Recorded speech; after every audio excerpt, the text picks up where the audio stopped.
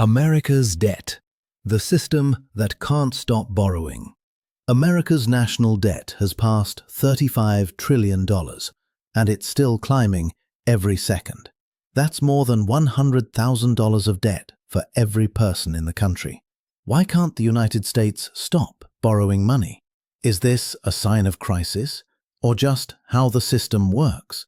Today, we explore why the US debt keeps growing, why America can't stop borrowing, and what it means for the future. For most of American history, debt was temporary, used mainly during wars. The Civil War, World War I, World War II. Borrow, fight, then pay it back. In 1971, President Nixon ended the gold standard, severing the dollar from gold. This made it far easier for the government to create and borrow money. Since then, tax cuts, wars, recessions, and pandemic spending have added trillions.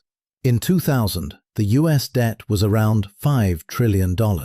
Today, it's over $35 trillion. Where does it all go?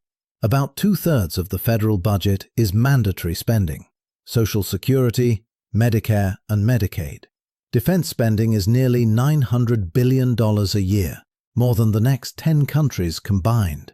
And the fastest growing expense is interest on the debt. In 2025, the US will spend over $1 trillion just on interest, more than the entire defense budget. Why not just stop? The US economy depends on government spending. When tax revenue doesn't cover expenses, Congress borrows the rest by issuing treasury bonds. These are bought by investors, banks, and foreign governments like China and Japan.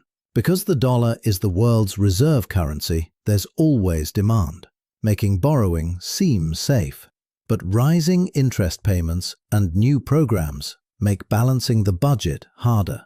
It's like paying off one credit card by opening another.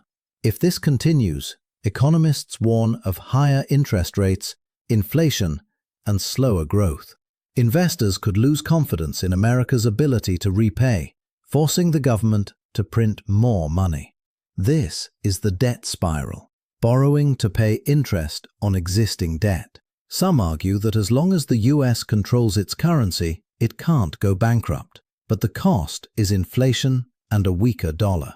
There are only 3 ways to fix this: spend less, raise taxes, or grow the economy faster than the debt.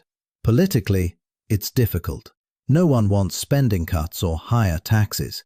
So year after year, both parties keep spending, and the debt keeps growing. America's debt isn't just a number, it's a mirror, reflecting how we choose to live today at the expense of tomorrow. The real question isn't how big the debt will get, it's when we'll finally decide to do something about it.